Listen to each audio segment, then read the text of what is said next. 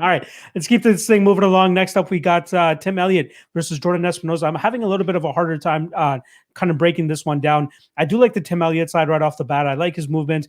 He's a little Jekyll and Hyde with his cardio, right? You see him have an absolute cardio dump against Brandon Royval and then get choked out in that second round. But then he comes out the next fight. It looks amazing against Ryan Benoit, continuously moving, having good output, good volume. Even in the Askar Askarov fight was so upsetting, especially if you're a Tim Elliott backer, right? That third round, marching him down the entire time, talking shit and not throwing anything. And you're just letting Askar Askarov be the one that's dictating the striking. On his back foot, he was outstriking Tim Elliott. Now, this fight seems where if Tim Elliott can get his volume off, start chopping the legs of Jordan Espinosa, start nullifying that quick jab that Espinosa has, who brings it straight from the hip. It's a very sneaky little jab that he was able to pretty much piece up Mark De La Rosa with. But when he's dealing with guys that actually, aren't walking punching bags like Mark De La Rosa, I think he's going to have a little bit harder of a time tracking these guys down. Like David Dvorak had a great game plan in terms of chopping that calf kick right off the bat,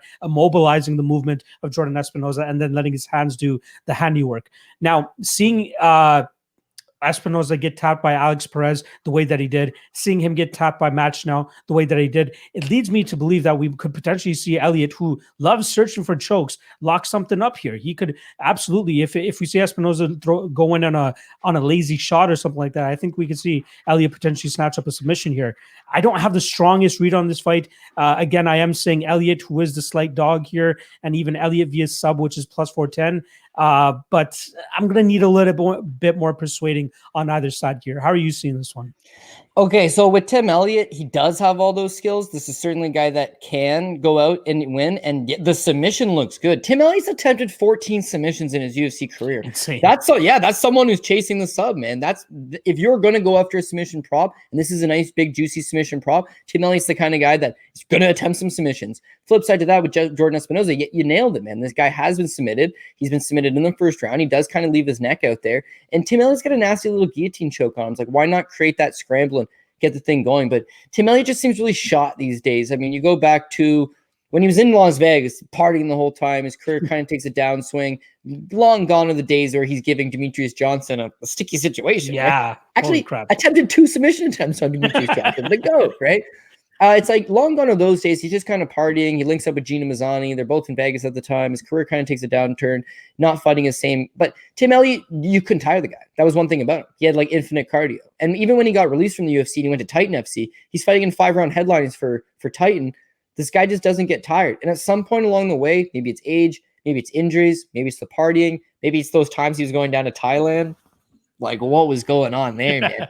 Anyways, his cardio is not quite there anymore. But I think that was all him being in Vegas. He goes back to Glory MMA and Fitness, and you do see him a lot better. You see him link back up with James Krause. He does look a lot better. But one thing that hasn't really improved is the cardio, right? The Askar Askarov fight, I thought he was actually very competitive till he gassed. Once he gassed, his hands low, walking forward, screaming, but not doing anything. Like, throwing nothing. And I didn't really let himself go. So it's like he just looked a little fatigued to me.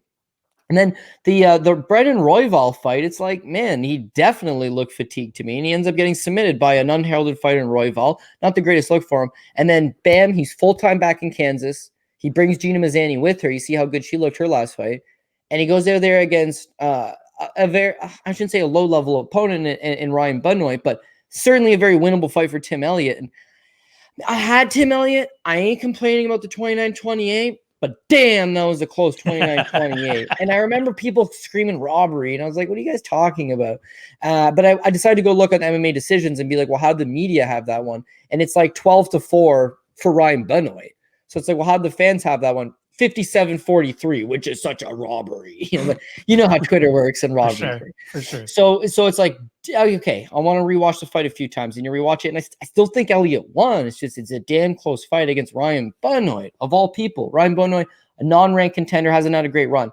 That was snapped a 3-fight losing streak. Had he not won that fight against Ryan Benoit, he's on a 4-fight losing streak. Hasn't won since a win over Mark De La Rosa, of all people. No longer with the promotion, very clearly. It's like, yeah, he's not looking that good, man. He's 34 years old. His striking, super unorthodox, super, weird. It's got no power behind it. He fights with his hands down, his chin up. He moves his head side to side, but he's always there to get hit. his wrestling ain't what it used to be. Like, he's not super strong. He can out grapple. He can submit. No doubt he can beat Jordan Espinosa. The only thing that I like about Jordan Espinosa, he's a state wrestling champion out of New Mexico. I don't even like his wrestling. His striking, goes out there and he landed 123 strikes against Mark De La Rosa. I don't really like his striking. His chin, not a fan. His submission defense, not a fan. His cardio, not a fan. Damn, that boy is fast, man. Yeah. He's fast. He's athletic. He moves extremely nice. And you're starting to see in these later fights now, he's not really using his wrestling all that much. He's just like hitting and moving. And you remember our boy, you remember better than anybody. You guys spent a lot of time together, but you remember Lai Theodoro, right? He started out his career as a wrestler, He wanted to get a hold of you. He wanted to grapple you. He wanted to grind you to the ground. At some point, he got to the UFC, and it was like, wrestling might not be the move, but I'm actually a lot faster than these guys. Don't have a ton of power. I'm just going to touch and go.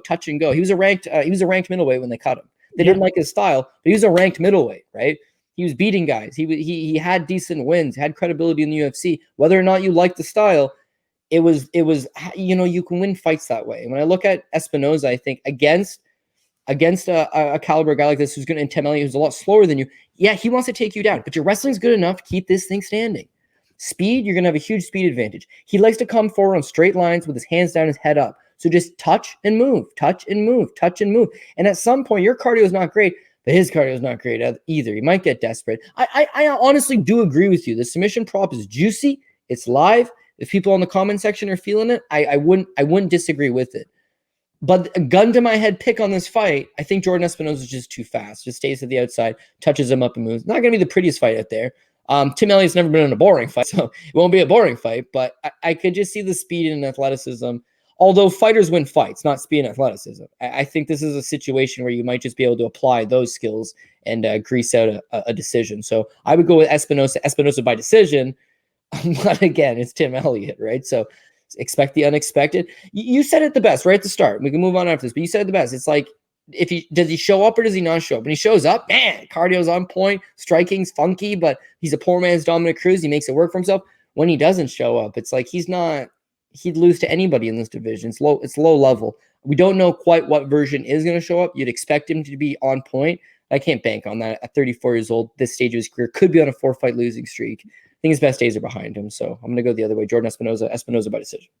I heard there was a comparison you made between Tim Elliott and Dominic Cruz. You want to bring that to the stream for us, or? Yeah, well, I said Tim Elliott looks like Dominic Cruz if he just smoked crystal meth. And you see the dude. He's got the shitty tats. He's got the mullet with like the blonde streaks, and just the way he fights, the way he moves. Like there's world championship level, and there's what Tim Elliott got to. But Tim Elliott won a world title in Titan FC. He won the Ultimate Fighter, which it's not a world title by no means, but it's like that's not an easy task. Yeah. He fought the legit GOAT in a competitive fight, won the first round. Yeah. When he's at his best, no doubt about it. But 16-11 is a clear reflection that he's not on his best pretty much as he is on his best. So with that, it's always hard to bank him as a favorite. This is a bettable spot. But yeah, again, if you want to pass, this is a fight that there's not a very strong lean either side. But you know how this show works, man. We want to give everybody, our opinion, a taste, and then that way they can cross-reference it with their notes. Oh, I was feeling it. I was feeling past too. They feel past. It is what it is. That's just our lean on it. But yeah, I mean, Elliott's the tale of two fights. If he shows up, he's going to be a problem. If he doesn't show up, I'm feeling good about this Espinosa bet. But I ain't gonna know if he showed up or not until Saturday. So that'll be the interesting part. I feel like given that we have 14 submission attempts for Tim Elliott in his UFC career, seeking that plus 400 on his submission prop is not too bad of a line. Apparently, Paul got plus 800 earlier in the week. Great value there. But regardless, plus 400, I think, is a solid spot too. All right.